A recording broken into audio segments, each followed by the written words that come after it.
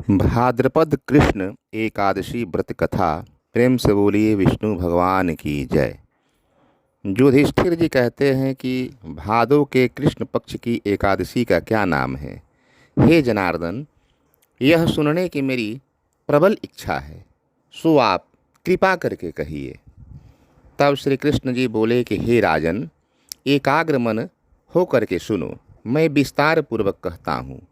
अजा नाम से यह सब पापों को नाश करने वाली है। जो मनुष्य ऋषिकेश भगवान का पूजन करके इसका व्रत करते हैं, उसके पाप व्रत श्रवण ही से नाश हो जाते हैं। हे राजन, दोनों लोकों में हित करने वाली इससे परे और कोई दूसरा उपाय नहीं है। मैंने यह सत्य कहा है, मेरा वचन झूठा नहीं हो सकता। पहले हरिश्चंद्र नाम के एक राजा हो गए। वह चक्रवर्ती थे और सत्य प्रतिज्ञा वाले थे और सब भूमि के स्वामी थे। कर्मयोग से वह राज भ्रष्ट हो गए और स्त्री तथा पुत्र को बेचकर स्वयं भी बिक गए। वे पुण्यात्मा राजा चंडाल के दास हो गए। हे राजेंद्र, सत्य को ग्रहण करके मृतक के वस्त्रों को लेने लगे और वह श्रेष्ठ राजा इस पर भी सत्य से चलायमान नहीं हुए। इस विधि से राजा के बहुत से वर्ष व्यतीत हो गए। उसके बाद चिंता में पड़े वह राजा अत्यंत दुखित हो गए। क्या करूं, कहाँ जाऊं, मेरा कैसे उद्धार होगा। पाप रूप समुद्र में डूबे हुए वह राजा इस प्रकार चिंतन करते थे। उस समय राजा को आतुर जान गौतम मुनि आए। पराया उपकार करने के निमित्त ब्रह्मा द्वारा ब्राह्मण बनाए गए हैं। उस श्रेष्ठ राजा ने ब्राह्मण को देख करके नमस्कार किया, हाथ जोड़ करके गौतम के आगे खड़े हुए और दुख संयुक्त अपने वृतांत को कहा।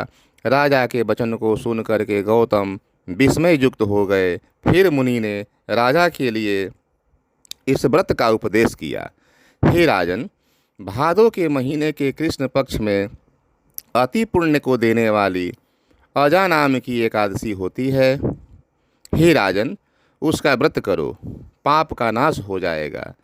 उपवास में तत्पर होकर रात्रि में जागरण करो। इस प्रकार व्रत करने से संपूर्ण पापों का क्षय हो जाएगा। हे नृपोतम, मैं तुम्हारे पुण्य के प्रभाव से यहाँ आया हूँ। ऐसा कहकर मुनि अंतर ध्यान हो गए। मुनि का वाक्य सुनकर राजा ने उस उत्तम व्रत को किया। उसके करने से राजा के पाप क्षण मात्र में ही नष्ट हो गए। हे राज शार्दूल, इस व्रत का प्रभाव सुनिए। इस व्रत के प्रभाव से राजा दुख से पार हो गए। स्त्री द्वारा श्मशान में लाया हुआ मृत पुत्र जीवित हो गया। आकाश में नगाड़े बजे, फूलों की वर्षा हुई और उन्होंने अकंटक राज्य पाया।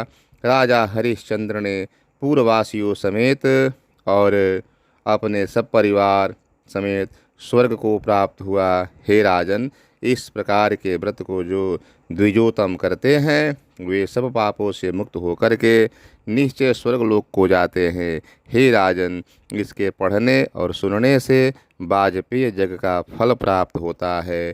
प्रेम से बोलिए श्री कृष्ण भगवान की जय, लक्ष्मी नारायण भगवान की जय, विष्णु भगवान की जय, उमापति महादेव की जय।